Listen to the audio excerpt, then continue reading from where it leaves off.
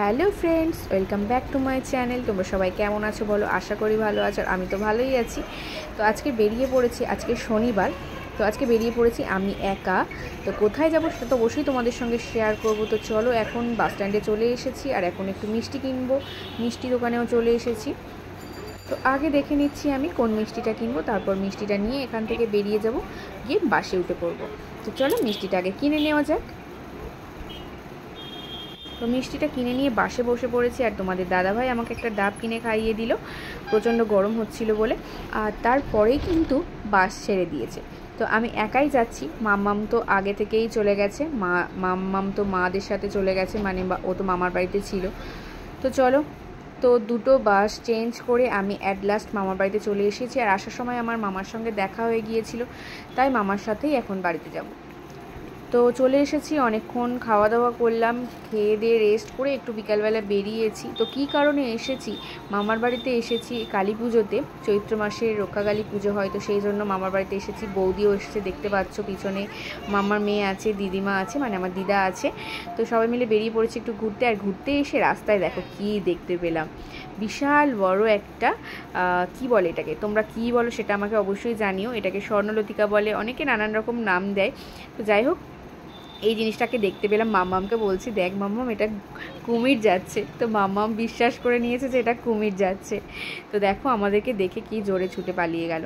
তো চলো বাড়ি ফিরে আবার সব কিছু দেখাচ্ছি।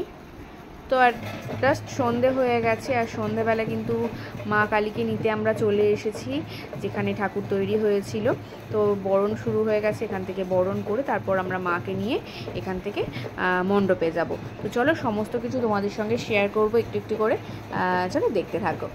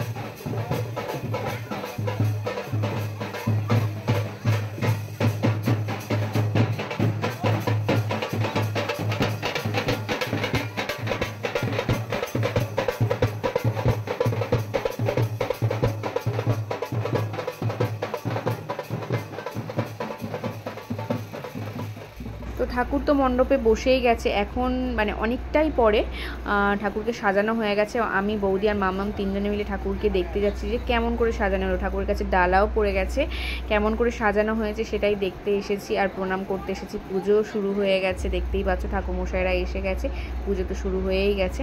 তো দেখো কত সুন্দর লাগছে। প্রতি বছর আসার চেষ্টা করি, হয়তো মাঝে মাঝে এক বছর মাঝখানে মিস হয়ে যায়, আসতে পারি না কাজের জন্য। তো প্রতি বছর মন চায় মায়ের কাছে আসি। তো চলো দেখতে পেলাম আমাদের মা রক্ষাকালী কতটা সুন্দর।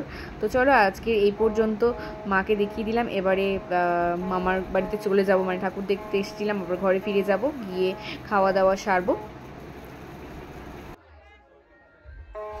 তো এখানে এসে সবার সাথে গল্প করলাম, দেখা করলাম। বছরে একবার কি দুবার মামার বাড়িতে আসা হয়। তো দেখো লাইটিং কত সুন্দর লাগছে। আমরা এই মামার বাড়িতে চলে যাচ্ছি। তো চলো আবার কিন্তু দেখাবো তোমাদের বিজয়ের সময়। এর মাঝে হয়তো আসবো না, কারণ অনেকটাই রাত হয়ে গেছে, এটা সারা রাত ব্যাপী পুজো হয়। তো চলো দেখতে থাকো, ভোরের বেলা আবার তোমাদের সঙ্গে সব কিছু শেয়ার করছি।